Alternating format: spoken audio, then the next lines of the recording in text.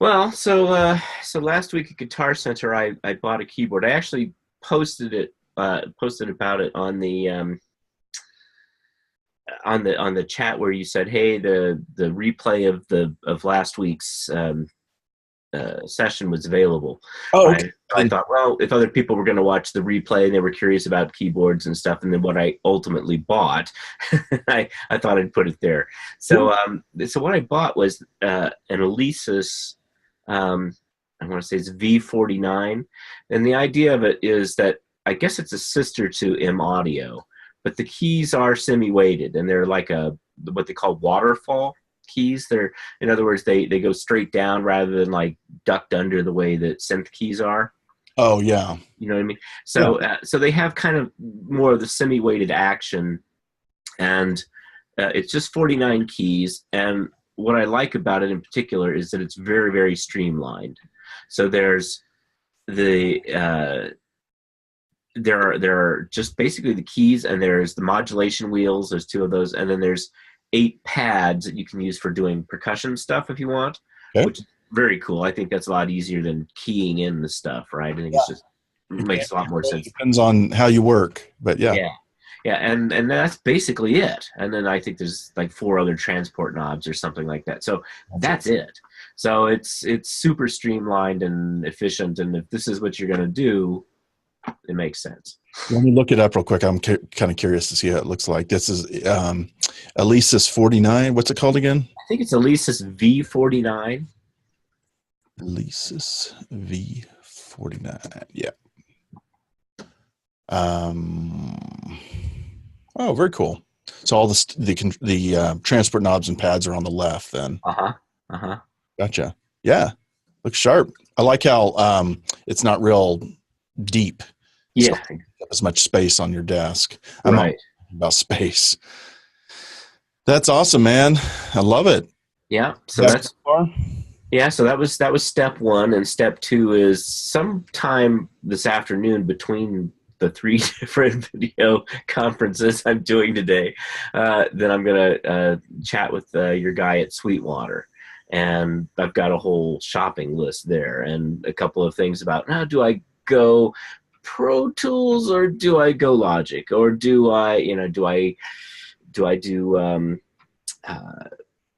do I do Spitfire or do I do East West? Spitfire's $1,000 more, but but is it worth it? I mean, should I do, or and then finally, or Native Instruments? I don't hear very much about what their orchestral library is like.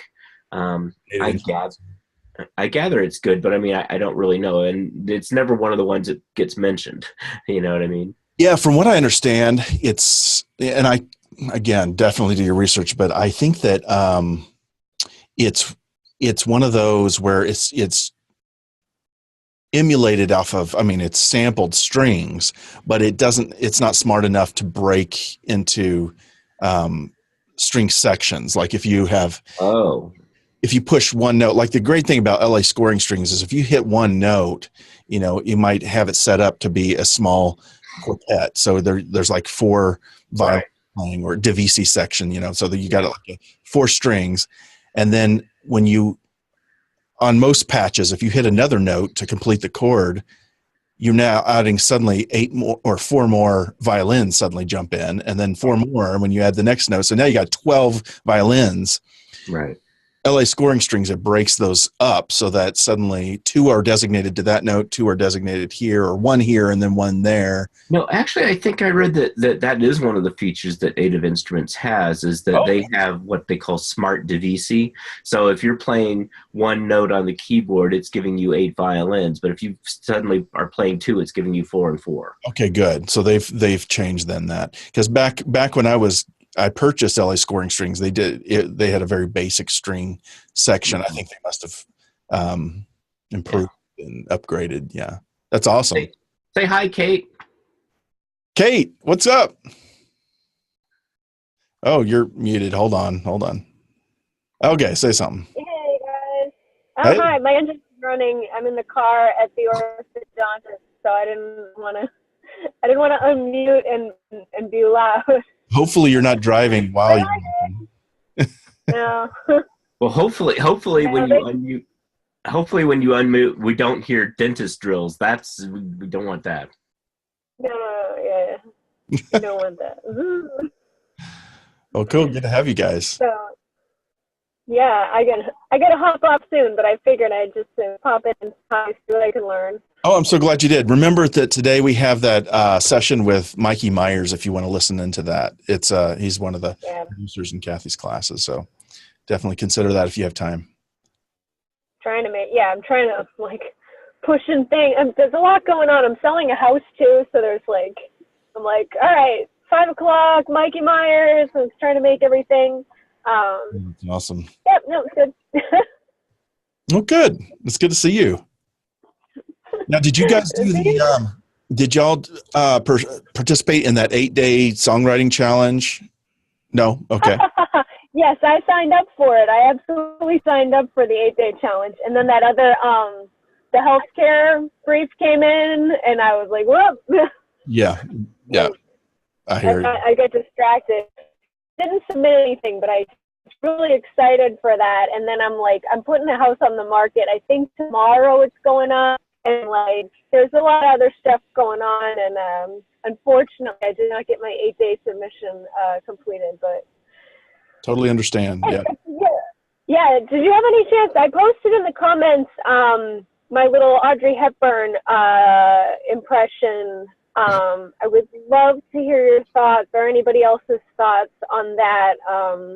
One of my things to do today is to listen to give feedback on a bunch of songs, and yours is one of them. I just haven't done it yet. I apologize.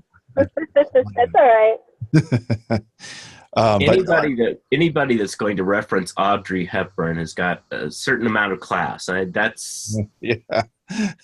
Oh, that's me.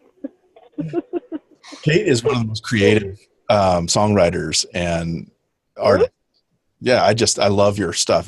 You have such a creative mind. That's one of the things I really like about you. Thanks. Yeah, no, I'm serious. It's great that you're in here and that we can help each other out. But I'll definitely give a listen to it. I don't know what I'll be able to add, but if I can, or if I think of something, I'll let you know. Definitely. Well, speaking of creative songwriters, I'm curious. Do either of the two of you listen to a podcast called Soda Jerker on Songwriting? No.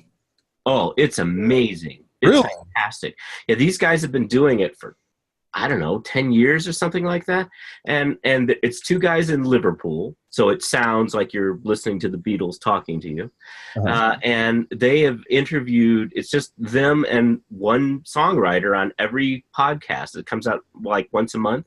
And that could range anywhere from Jimmy Webb to Paul Simon to, Brits that I've never heard of before that do stuff. It's really amazing. Tell me the name of it again. Soda Jerker on Songwriting. And I was sparked by that because of Katie, because I just listened to a past podcast of a woman named Imelda May, who is an Irish rockabilly type, which is really interesting. But she was going to have lunch with Leonard Cohen, and Bob Dylan likes her work, and I mean Bono helps her out, so she's apparently pretty good. And so when you hear this, these kinds of conversations with these, because they're all about your songwriting process, as opposed to, hey, I heard you got your marriage broke up. Gee, sorry about that. They don't talk about that stuff at all. It's all about all business. Yeah, it's neat. That's cool. I'll definitely check that out. Have you ever heard Song Exploder? I've heard of it. I haven't heard it. Listen to it. Yeah, it's a pretty cool one too. They take songs that you're typically kind of famous from. They'll take songs from. Do you ever watch Rick and Morty? The beginning of that song. Oh my God, I love Rick and Morty. Stranger Things, or they'll take songs from, or BoJack Horseman. These weird kind of intro songs. They'll contact the songwriter and explode it out and ask them what you did. How'd you get to that point? I've listened to a few episodes on that. I have so many freaking podcasts. I can't. Yeah, me too. I cannot keep up with. When I work out, I usually listen to podcasts, and that tells you that I'm not working out enough when I haven't been listening to podcasts. What's up, Ozzy? Hold on, I got to unmute you. Sorry. Hey guys, how you doing? Good, man. Yay. How you guys doing? Got How's everybody? that microphone. Ozzy. You still can hear me? I get the my connection might be bad, but I got the Precision Instruments, the gauge phone you recommended. Really excited. I love it. Oh, you got the gauge microphone? That one? Mm-hmm. Can you hear me? Thank you. Yeah, Kate, you're breaking up. Sorry. It's hard to hear you. Sorry. I know. I get it. I go any, but great to see you guys. Thanks Type for it in the letting chat. love the mic. Good to see you, Kate. Okay. Good to see you guys. I might pop on in a sec. I gotta see if buses are done. Okay. Take care of those life Awesome. priorities. Right on. Did she say that she just got the gauge microphone? Because that's an awesome. I love those guys. They're freaking fantastic. I couldn't hear. Did you, Yeah. Ernest? I thought she said Precision Instruments, but I couldn't quite tell either. Okay, gotcha. I think she meant the gauge precision instruments. That's what I think. She meant. Which those are awesome microphones. I freaking love them. It's a great company. So yeah, that's very cool. So how are you doing, Ernest? Hey, man, not bad. Awesome. Good to see you. Awesome. I'm sorry to come in so late. I apologize. I had another meeting right before this one. So. Not a problem. We were just talking about Ernest just bought a new keyboard controller, the Alesis V49. Have you heard of that one? No, I don't know that one, but I'm gonna go look at it now. I love you so I'll love put it in the chat. I've already looked it up here. Oh, nice. How do I chat? There we go. All right, chat window, and voila. Give me a second. I'm looking Like at little it. controller. Did you get two controllers or just one, Ernest? Just one, because I still have my Yamaha 88 key monster. So which I mean, yeah, it's 30 years old, but as long as it can feed information, that's fine. Absolutely, yeah. I have no reason to get rid of my big 88 key one as well. I rarely ever use it, but it's nice to have in case you ever have a pianist like you come in and want to lay down something. I want to give them more of a piano experience and not have them pushing octave buttons, Right. Well, and sometimes too, just in my writing process, I like to be able to function on a piano, and so to me it needs to be, because I may be down at that low A. Yeah. I might be, No, I hear. Yeah, I have my old M1. So for the 61 keys, because let me tell you the reason why I will never, ever, ever, ever get rid of the thing. First of all, we've been through so much. So it's been like 30 years for me and that board as well. We've been through. Yeah, so it's been a long time that I've had that board. That was my first keyboard back in high school. I worked my ass off to get that thing, man. I worked at McDonald's for like almost almost a year actually. Now I think about it. It was almost a year that I worked at McDonald's to try and get that damn thing. Slave $3.80 an hour, right? Dude. Yes, I opened a McDonald's for breakfast in the mornings in San Francisco's financial district. But being there at 5 a.m. or whatever it was, that was horrible. Oh yeah, man, absolutely. So I've got that one, and then I've got an 88 key weighted board as well. Like how you were saying, Zion, about just being able to have that feel for when people come in. But then I also have my trusty dusty. I have an Arturia 32. Oops. Sorry. Okay. Yeah, I have an Arturia 32 keyboard as well. It's a pretty cool one. Let me see if I can show that with you. It's like over here, right? It's the Arturia. What is it called again? It's for the Analog Factory 32 keyboard, and it's got all these little knobbies up here, so I can do some LFO work with it and stuff like that. Those Arturia keyboards are amazing. Yeah, it's really cool. It feels great. And those are incredible. This one has absolutely zero sounds in it at all. Okay. It's just a control. Yeah. Because all of my stuff comes from my DAW. I don't even bother. And I'm the same way, but I remember I made the mistake of one time buying what I thought was a controller and it had sounds in it, and it was Arturia. And I was like, even though I'm never going to probably use these sounds because I don't like that interface, but I remember thinking, man, the sounds were so rich. They had a richness to it that I just hadn't seen before. Yeah, right on, man, right on. So what are you guys using for, I guess, your sounds? Can we talk about that? I don't know what we were talking about. Yeah. But actually, that's funny because that's I'm just hopefully this afternoon pulling the trigger on sounds from Sweetwater. So and the big question mark I have is um, part of me is thinking, okay, well, I should get East West Hollywood String or Hollywood Orchestra because I've heard good things about it. But I also hear, and I've kind of watched this in some videos, it eats RAM like crazy, and the play mechanism is a little buggy. It because it's its own engine. It's not working off of Contact's engine, right? So it's a little funky that way, but it's also $1,000 less than buying Spitfire. Now, Spitfire's stuff is beautiful from what I can see, but it's that $1,000 price difference. And then the other thing we were just talking about was Native Instruments, and that NI has their own symphonic series. They have the Essentials, which doesn't have enough articulations and things in it for most people, from what I've gathered. But their full suite, I just don't hear enough about it to know, and unfortunately it's only the Essentials version that comes in the complete ultimate. So if you want the full symphony series, I don't know what I'd have to go through. I mean, if I was just to get the complete ultimate series with just the symphonic series stripped down version, it would cost me about the same as if I buy East West, right? But then you're also getting a bunch of extra stuff. You're getting extra synthesizers and their percussion stuff. So, Which East West has the pay as you go series now too, right? You knew about yeah, that? they do. Yeah, I saw that. Yeah, but So, I mean, after about 2 years, you've paid for the whole thing. yeah, So, I don't like about those, right? So it's like it's great if you're going to use it for like, hey, I've got a really big assignment that's due, and I just want to like really quickly get in and out.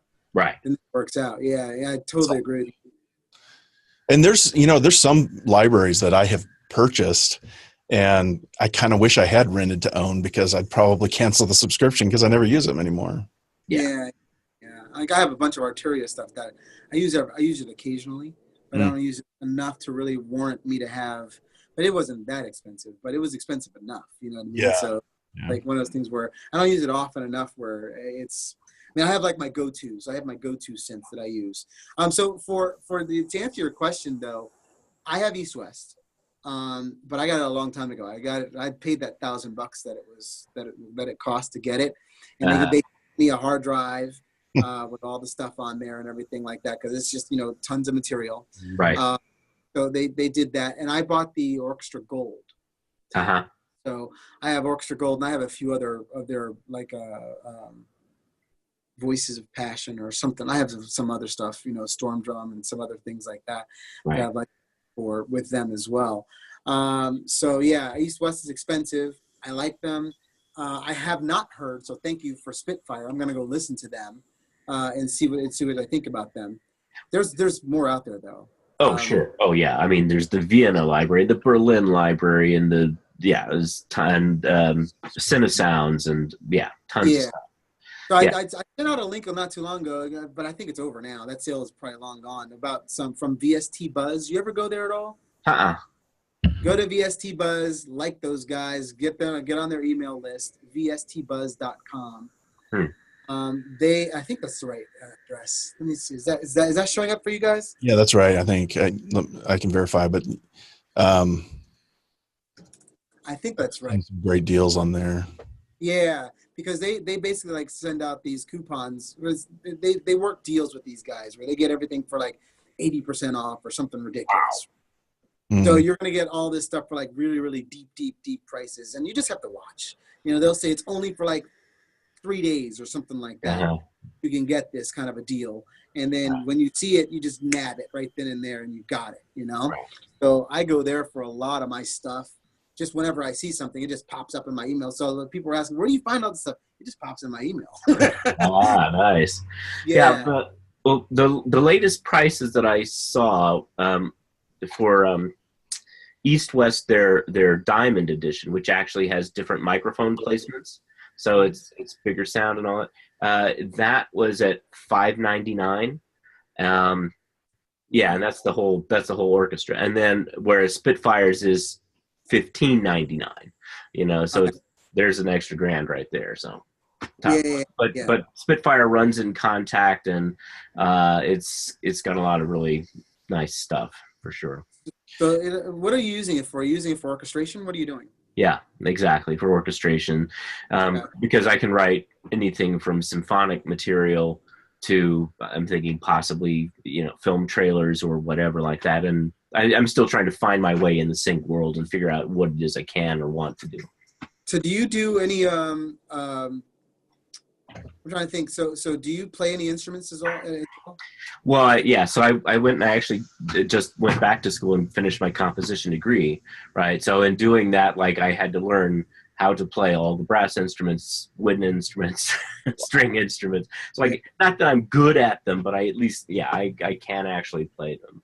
Yeah. So whenever I want like a really good sounding orchestra sound, right? Like I really want that realism. I'll just put like at least one or two string instruments in there, like real ones. Sure. And it just gives it that extra, because then you'll mic because I play violin, right? So you'll mic the instrument, and you'll hear all the scratchiness of it. Right. In there as well. So you put that in there, and it really just gives it a nice little set of realism behind it all. And you just blend it to taste, kind of a thing. Totally. Right. Yeah. I kind of get the idea that LAS, the scoring strings, has got kind of those really dry, up close, super closely mic'd things. They do. Their lead, or what do they call it? First chair violin pack is so. It's like. But again, you got to know how to use those nuances. I mean, those nuances are in there if you know how to use them. But if you don't use them, it sounds too perfect. You said the learning curve was wicked on that thing. Yeah. It kind of was. But, if you've already if you already have gotten familiar with it, I'm wondering if the learning curve was hard for me because at the time I had never really learned a virtual instrument of that degree. And maybe if you've already kind of had that experience already, you might go into it just learning what CC does what. I know how this kind of works. Yeah, that's a good question. I mean, I don't know. But the thing is that a lot of that sound now is like wall type of sound. It's like what? Wall. If you listen to like Hans Zimmer, and the way that he's composing stuff, it's just really more of the effect of it all than it is the actual, really the strings. Like you don't hear orchestras anymore. You're thinking John Williams if you're doing that kind of stuff, right? Those guys, the older school guys, you were hearing the actual instrumentation. Sure. You listen to Harry Potter soundtrack, you're hearing a lot of the instrumentation. But if you listen to like, what's that? The Superman or the Marvel comics types of stuff that they're doing, it's mostly just all like you hear a lot of horn, but it's like the distant horn, that bom bom. You're not really hearing, the actual horn. You're hearing like all this distant stuff, and it's just mostly drums. It's like the effect of the drums at that point. Sure. And you can do that in so many different ways now. There's like a million, and then they have all these drum libraries out there now that can give you that big, just drum type of sound. So they have that stuff, but then it's really just, if you know how to do the effects, putting on the different reverbs onto it to make it sound, really just spacey and, the airy and stuff like that. You can get a lot of that sound without having to have like the really big stuff. I usually would use something like an East-West mixed with like a synth pad underneath it to give it the lushness. And it does almost the same thing, in my opinion. I mean, that's just me, but so I don't do a whole lot of scoring though. So I do more pop stuff. Right. And so I use the East-West stuff mostly because the horns in there mixed with some of the other, like I have like 3 or 4 different horn libraries. When I mix them all together, I get this nice big wall of just blaring horn. So the pops, it's just great for pops, that kind of stuff. Yeah. I can't use it for anything more than that. If I had to like really do like a really horn instrument, it's just not going to work. Yeah, that's the one thing. Like horns suck in VSTs. I haven't heard one that's like amazing. There's like the Chris Hine horns is like probably the closest that I've heard so far. I don't know if you've heard of Chris Hine. When you say horns, are you talking orchestration horns? Or are you talking blues, sax, trumpet kind of, I mean, like intimate club horns. Yeah, anything where you need to like, make a saxophone sound like a saxophone. Like a solo saxophone. Oh, saxophones are notoriously bad. Those are almost impossible to get good sounds on. I use the one, it's called session horns, and I really like it for pop stuff. I have Senna horns also, or Senna brass that I use if I'm doing a score, but they're too big and huge. And when I just want a quick, cool trumpet fill or a sax fill, I really dig it. It's not as good as a real horn, that's for sure. Yeah, no. Yeah, I've not been able to find a good horn library at all, So I know that for strings, though, there's a lot of that stuff out there. Like I said, I don't mind East West. I have a composer guy that works for Disney now, and he used to tell me that, he's the one that he and I both got in on together buying the East West stuff. But then later on, he found some other ones, like I think it was Valhalla. This might be one of. I got to remember, but he's like into more different stuff now because he's doing like a lot of that orchestration stuff. He'd probably be, boy, I wish I could get him on this call. He could probably tell you a lot more than what I ever could with that kind of stuff. I mean, if you're looking at top tier, the one that seems to keep jumping up is the Vienna library. That their thing is amazing. Yeah, that might have been what I'm hearing about. Yeah, Vienna strings. Yeah. Yeah, maybe. Can I bring up something for a second? Sure. Yeah. Well, it's your class. Well, no, this is all about what you guys want to talk about. But I have something that I've been thinking about a lot, and I want to kind of see your input on it. Ernest, you've gone to school for music. You have a composition degree. Oz, have you done that too? Yeah, so I went to school for music as well too. So I don't have a composition degree. I have a music production degree. So nice. I majored in music production in school and music industry stuff. That's what I majored in. That's but awesome. I played. I'm classically trained in violin, viola, and voice. So unbelievable. I mean, you guys are just steeped in talent. Steeped. So I have. What's that? You're no slouch, pal. Don't get it twisted. Oh, thank you. But a lot of my training, besides formal drum lessons, I took drums for years, just from private teachers and band, and I was in rock bands and did church band. I played at churches for 20 years in their praise and worship bands and stuff like that. Did tent revivals and a lot of just fun stuff. It was a lot of fun, but it wasn't like schooled training. Besides private lessons, I took jazz drumming, which was probably the most advanced drumming I did, which some of that's crazy. Some of that is just nuts. But I'm wondering about like a lot of the stuff that sells. If I hate to use the word dumbing it down, but it's sort of dumbed down music compared to what's out there. Like I posted something the other day of this keyboardist talking about harmony, and he interviews this little kid about, or not interviews, but he talks about harmony and what this little kid thinks. And then he talks to a high schooler, and he talks to a college age person that's really proficient on their guitar. And then he talks to Herbie Hancock at the end. And I think it was Herbie Hancock. Yeah.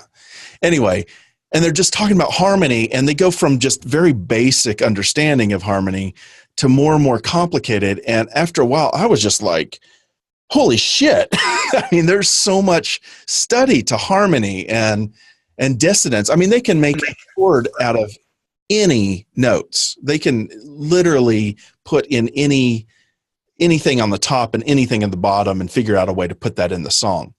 But you never hear that in modern music. I mean, unless you're in jazz. And I'm wondering if that's a frustration to you guys being from such a advanced background in music. Is it hard for you to kind of bring things down? And I'm talking composition, not so much about production right now. But just when you're composing, what are your thoughts on that? It's rare when you'll hear a Neapolitan sixth in pop music, right? Yes. It's like completely rare when you'll hear a Neapolitan sixth in anything. You know what I mean? I don't even know what that is. Yeah. the way that you spell those chords and stuff like that. Like, Right. it's just like not gonna happen. You know what I mean? So yeah, pop music is 1-4-5-1. It's like, maybe you'll throw in the accidental, suspended something, the suspended 7, maybe The just sixth minor, the relative minor is always in there. Oh. right. And so, yeah, it's because that's what captivates the ear of most people when it comes to like pop music, especially. Ernest, you feel the same? Pretty much, but I like to remind myself of the story of George Gershwin going to Paris, and he goes and he visits Ravel, and they and Gershwin wants to take lessons from Ravel, and Ravel says, well, now how much money do you make? And Gershwin tells him, and Ravel says, I should be taking lessons from you. Yeah. It's like all the people who used to hate what's that saxophone player that played outside of his mouth? Kenny G, right? Yeah. Yeah. All the sax guys are like, oh, he can't play, he sucks. Meanwhile, he's making $1 billion and you're Right. cool still. Oh yeah, exactly right. Yeah, I mean, it's just writing to the genre. I mean, again, I have a theater background, right? So for Broadway musicals, they're like the bastard stepchild of everything. They're not highbrow enough for the opera people or the symphony people, but they're too highbrow for the pop people. They're not hip enough for the jazz people. I mean, they're just interesting. I had never heard it that way, but that is so true. It is really true. It is totally true. Yeah. What's so funny is that, all it would really take is for some enterprising person that knows how to market themselves really well, that can find, because there's obviously an audience that would appreciate hearing something that's just way out there, something way different. I mean, obviously we're not talking like, I'm not saying that someone should try and come up with, not Stravinsky, but who was the guy? John Cage. Yeah. You remember John Cage, right? I actually saw a concert that he gave. I saw one of his last concerts. And was it as silent as it looked? It was, well, he actually did 4 minutes, 33 seconds in that concert. Seriously. Oh yeah. My gosh. 4 minutes, 33 seconds? Okay. Piece of giant music history here. Okay. So John Cage was very avant-garde, and one of his things was that you should take the ego out of music, and so he came up with chance operations and all these ways of composing without his own personal thing getting into it, right? But one of his pieces is called 4 minutes 33 seconds, and the idea is you have all these musicians sitting on stage, and they've got their bows at the ready, they're ready to go. He pulls out a stopwatch and he clicks it on, and for 4 minutes and 33 seconds, nothing happens. I've heard of this. And then he clicks it off. But what does happen is, like I saw it in Symphony Space on the Upper West Side, Okay. Then what happens is for 4 minutes and 33 seconds, everybody's ears are listening to sounds they never hear. They can hear the creak of something, across the room. They can hear the subway rumbling down the street. I mean, you can hear everything because you're totally attuned differently. Yeah. His concept was the universe is music, right? So That's his concept there. Is that music is everywhere around you. You just need to listen to it. That's the concept. So it's really deep. It's more of a metaphysical way of looking at music, And so I'm not saying that everyone needs to come up with the next John Cage in that regard. I'm thinking, though, that if someone were to actually come up with something where, it's not jazz, but it's like it extends your ears a little bit to listen to something a little different. Still sounds cool. It is. Go ahead. Sorry.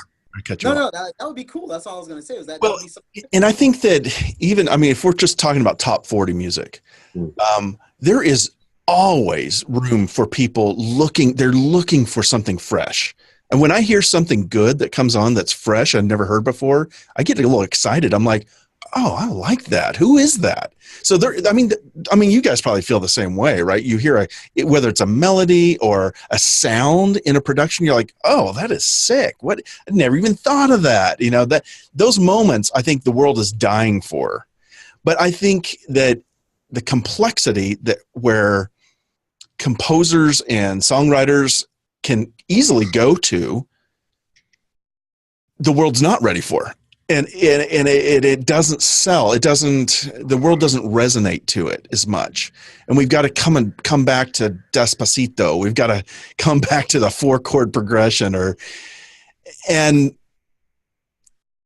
I just finished the song for the 8-day challenge that I did for Kathy's class. I just decided, you know what, I'm going to do this. I'm going to take it upon myself, and it was a really fun experience. And I did sort of a video blog, and I'm going to share it with you guys of each day of how it kind of progressed. But literally, my song has 2 chords in it, and one of them I barely use.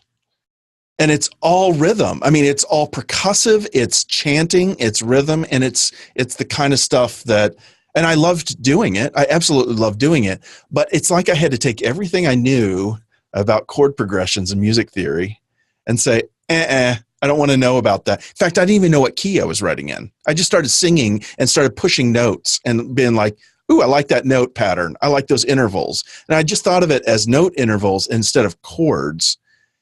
And I put a bass line in there, and I don't even know if the bass line is in the right key, but I just like the notes that it sounded. And it's like I took a lot of what I knew and I set it aside, and I just went after feeling and groove.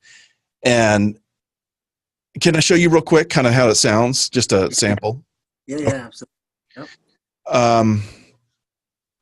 Share computer audio. So I just bought Ableton Live 10. And so I'm just trying to get into this. Everything looks weird to me, but I think I need to.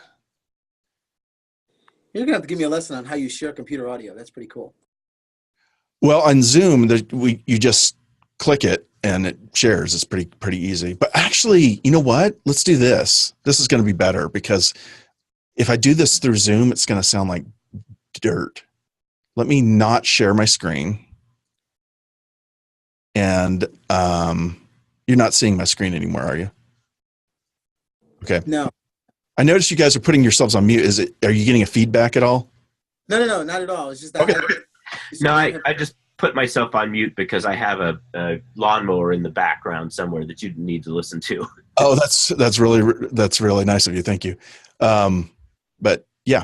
Okay. So I'm going to click this master plugin here, and I'm going to I should show this to you because this is important.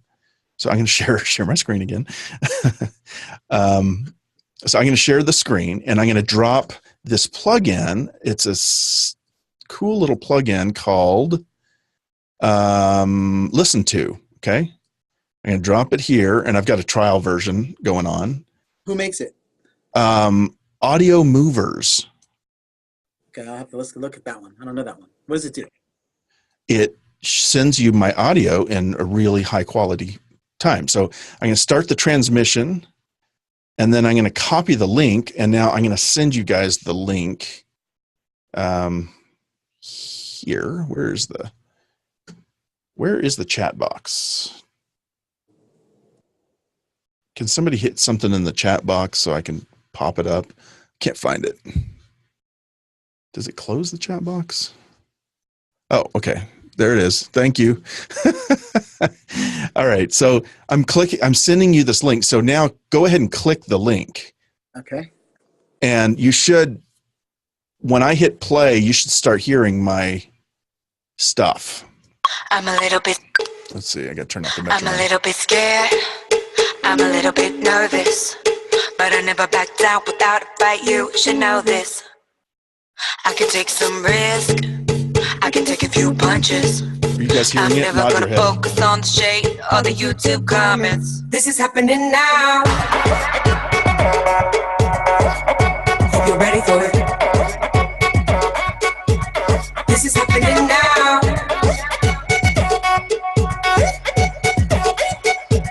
Gonna be the next big thing. This is happening now.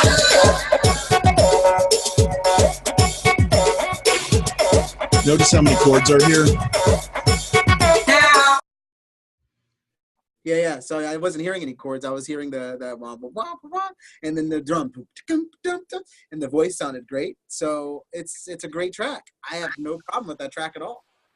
Yeah. It's sort of it's kind of a 20th century version or 21st century version of the Beatles' Rain, because that's all on one droning chord, the entire piece, right? And it's funny because sometimes the scale that she's singing in sounds Middle Eastern. It's almost an Arabian scale. Interesting. Yeah, Yeah. absolutely. And like, let me show you one more piece to this. So the reason I bring this up is because I want to tap into this different way of thinking about writing songs when it comes to sync. I'm not talking about your creative, hey, expressing yourself kind of stuff. But when it comes to sync music, especially in this style, not even just the style, there's a lot of genres that kind of do this where they're just, and I don't know if this is even any good. I've just pitched this. I have no, and I didn't receive any feedback yet. So I have no idea. This may be way off the mark, but I have a feeling because I'm basing it. I listen to a bunch of reference songs and I'm basing it off of grooves and energy and beats that sell. And I work with a lot of songwriters that, or, you know, a lot of people that come to me and pitch me songs that they want me to produce. Their song is very chord, chord, chord, melody, melody, chord, chord, chord. And I'm not trying to say there's anything wrong with that. Sometimes that really works. Ed Sheeran makes that work really well. You know, his songs are beautiful. And they start off, you can almost tell he started off on a guitar and he was singing and he played some chords. But, you know, then you listen to Imagine Dragons and then you listen to Fall Out Boy, or I don't know, I'm trying to think of some things. And you start seeing music sort of in a different way. It's like they don't just sit there and play a chord. They're going after more of just an interval that constantly comes up, or a little hook or a lyric. And they're just putting things around that and supporting that. And anyway, I'm not trying to beat the dead horse, but I'm just saying, I think this is something worth talking about because it's a different way of looking, not just at the writing, but also the producing. You're producing it in a way that's like almost everything in this track I'm doing is very monophonic. There's hardly any polyphonic. There's one patch in that little bridge area that I just showed you that has a chord in it. And it's like that major third seventh or something chord. It's this little, oh, you can't see it right now, but anyway, it's just a chord like on an organ, just to play that, just because it was getting so fucking monotonous. Sorry. It's getting very monotonous that I finally just said, I have to have another chord in here or I'm going to go freaking crazy. So I put that in there just to vary it. And then but it's only in there for like 2 bars and then it comes right back into the song. So I just would want to kind of hear your thoughts and just see if you have any thoughts and just kind of spur that discussion. Well, again, it kind of goes to genre, right? If you're a singer-songwriter, it's a whole different world. But there's so many factors. First of all, if you're talking about radio, top 40 or anything like that, the average, they did like tests on this. So like the average listener will change the channel if they don't like what they hear within 5 seconds on pop music. It's 10 to 15 seconds on country. And so that tells, and so what they want is something familiar. So the reason why everything isn't adventurous is because they're trying to sound familiar so that they get airplay, right? Mm-hmm. Now, beyond that, again, if you're doing all the beats and all that stuff, that's a totally valid way to work. It's just for a different genre. Also, so much of music listening isn't really listening anymore. Yeah. It's browsing. It's in the background while you're doing other things. So in a funny way, yeah, it gets. If you have too complicated, people start tuning it out completely. It's just want to kind of graze on it. That's what I think. Yeah, go ahead, Rozzy. Sorry. I was going to say this is an age-old problem. I mean, you know, this goes back to like Mozart days, right? Ernest, you're a music history guy. Remember when they were talking about how like Salieri, for example, versus Mozart, right? And right. You know, Mozart. You didn't even give him a good bang at the end to let him know it was over. Right on, right? Exactly. So it's like this is an age-old thing with just every genre. This came in the photography when Eastman Kodak came out with the actual camera, and he originally thought that the camera was supposed to only be in the hands of professionals. That's all. That's what he wanted. The camera was supposed to be in the hands of professionals, people who understood composition, people who understood all the different technical details of what the camera was supposed to be like. And then someone in marketing said, you know what? We should just give it to anybody and let them buy the hell out of it and let them take all kinds of bad pictures. And they're just like, what the hell are you talking about? But they sold 1 billion of them, right? Because everybody at that point was able to just take their own picture. What a great analogy. It's the same thing. It's everywhere. I mean, the same thing happened in print. You know, Pulitzer and who's the other one? Hearst. William Hearst. They had the war against who could come up with the crappiest news ever, and the shock and awe of news, and that's what ended up happening. And so they came out with the what's it called in news now when you anyway it's leads. Yeah, basically is what it came out. What they ended up, they're the ones that came up with that whole entire thing of, you know, find the worst thing that happened, find the person who finds me the murder that's happened like 2 seconds ago. You're the winner, right? And so like news has become that as well. People want to, for music now, it's all about the way that it makes you feel, not necessarily about how complicated and how technical it is. Right. It's really mostly about the way that it makes you feel, and those percussive types of sounds make you move. It makes you want to turn your head and go, "Ooh, what is that?" And you want to shake your butt a little bit, and so that grabs your attention. It's very rare when you get the intellectual that goes, "Whoa, that augmented, suspended ninth chord was just awesome, and I got to hear more of that, baby." Right? It's just so rare when you'll get that technical of a detail in there. Well, how has that affected your work, Ozzy? So it's affected my work because originally coming out of school, you know, I learned so much crap about songwriting, and, you know, I've met some guys at Berkeley one year when I was doing my internship up in at a publishing company up in New York. And this guy was like, "Oh man, we learn about, you know, all these different compositional techniques, you know, your rhyming structure has to be this way, and you know what? There's no rules. There really is no rules. That's what I learned. But it's the same thing in code, right? When you're programming code, you learn the technical. Here's how you do it. This is the way that it's supposed to be done. Classical version, and then you learn that half of that stuff goes out the window when you're on the job, because most of it is just getting it done and getting it to be the way that most people will appreciate it. So, you know, when you're trying to sell stuff, this is the age-old battle again that comes up of selling out. You sold out, right? Mm-hmm. So, and guess what? I'm hoping to sell out, for crying out loud.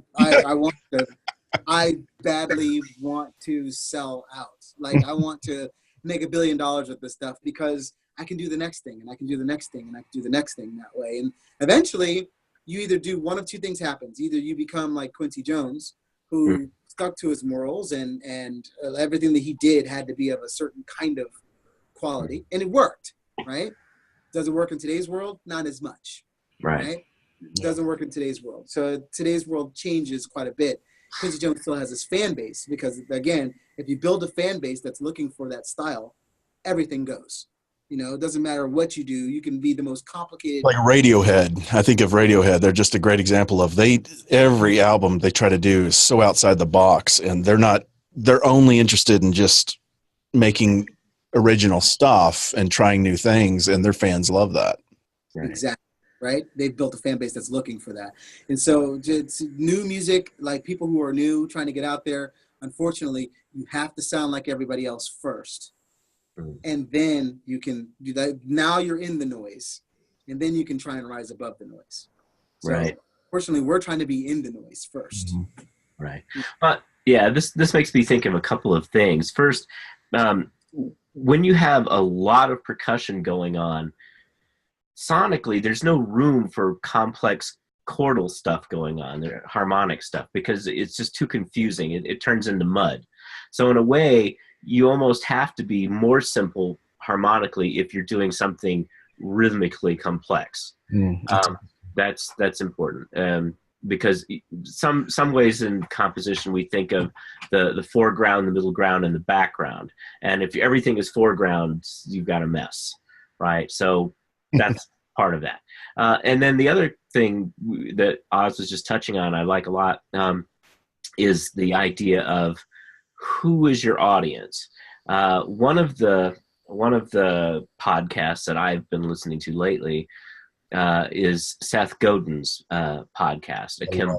I listen to that all the time. Yeah, and he has a whole discussion about you want to build your tribe, and you're not trying to reach everybody on the planet. What you want to reach, is 10 good people, and then they tell 10 people. Viable audience or something like that. You always Yeah, right. The smallest viable audience, right? Now with us, I like to think about it as my smallest viable audience is every music supervisor who's going to place my stuff. So so that's my smallest viable audience. Yeah.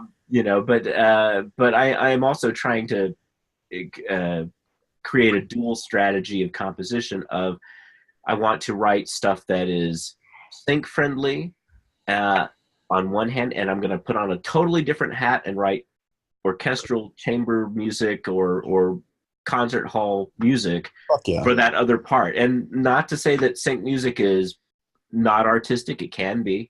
So I'm not going to denigrate one at the other. It's just that they're just a different world. I like the concert hall experience of being with musicians and them. For me, one of the things that knocks me out is going to a concert where people are playing period instruments and they're playing a composition that was written 400 years ago. It knocks me out that people still have enough care and interest in playing somebody's work 400 years later, not just listening to it, but playing it. You're talking about like the Baroque style of music, right? Yeah, like Gabrielli and and Corelli and those guys. And once I took music history, it's like, wow, I want now to go to St. Mark's because I want to see where the first guy figured out you could create stereophonic sound by having a brass choir over here and another brass choir way over there, and that's just knocks me out. Yeah, totally dig it. Yeah, totally dig. So I mean, I think that to answer your questions earlier, Zion, being classical, I have a real appreciation in history and understanding of where it all came from. Mm-hmm. And so when I write, I can use that. Like, I have a wide variety of knowledge of my head when it comes to pop music. Because when I wrote something for one of the guys in the class, for example, I used a reference from Blackstreet in there, so Blackstreet is just this old hip hop group that I just really dug back in the day. And then there's times when I'll use references from like a melody line or whatever from like a classical piece that I know. Beethoven is always a great one to try and steal cells from in his music, right? Compositional cells from and everything, So I mean, it's and knowing that you can do that, you can take 3 notes, that's a cell in music, and know that I can do those 3 notes without getting into trouble or having it be totally recognizable from anybody. Knowing those kinds of things, it's really helpful. You don't see, is there a fear that, okay, back when I was studying drums, I noticed that oftentimes the ones that got the gigs were the ones that just had solid time, and they weren't necessarily fancy. They didn't know all the, they couldn't blend 2 different patterns. What do they call that? There's a cool name. Polyrhythms? Yeah, polyrhythms, but there's another one I'm looking for. But when you have like a cadence that doesn't match the cadence but comes back around eventually. Oh, yeah. Okay, yeah. Begins with a name. Hemiolas. Hemiola, yeah. Oh, they're not doing hemiolas. They're just doing solid rhythms, and every once in a while a real simple drum fill, like a 16th note drum fill that's so super basic. But they're the ones that often get the gigs because they're sensitive to the sound. They know how to play quiet, which is the drummer's, worst nightmares, try to play quiet in a club. And they're the ones that get hired because that's what they know. It's like there's a priority and if you know what the priority is, you'll sell music, you'll get the jobs, you'll get the gigs, you'll get other people's interest, even if it's a lot more basic. So I'm just wondering if having a lot of knowledge can be sometimes a hindrance to doing this type of music, because you're having to disengage yourself from a lot of stuff that isn't the priority. I don't know if I'm asking that right, but I'm just curious to know your thoughts. It's a great point. Yeah, it really is. It is a great point. I think that it most certainly can be. For a lot of guys, it is distracting and they're the ones that are constantly going, "Oh, you sold out." So the ones who are saying that are the ones who are like, I have a friend of mine, straight jazz guy. Like, he is a jazz head through and through, jazz drummer. Absolutely amazing jazz drummer. He's just ridiculous. And like, he's so concerned about that, like selling it. You just can't do that. And, he makes his money being a jazz drummer, and, he's gotten a lot of recognition for it, which is great. I don't think that he'll ever be, 6-figure income style person. You know what I mean? So, hey guys, this is awesome conversation. I unfortunately have to go. I'm getting a million ways to heaven. So right now, right. Good to see you. The conversation on the next one. Okay, guys? Hey, take care, Oz. Nice seeing you. Good seeing you guys. Absolutely. Well, you need to wrap this up. Do you have any final thoughts? No, I think actually it's time for Kathy's thing now. That's right. Okay. I'll talk to you later. Good to see you. Take care.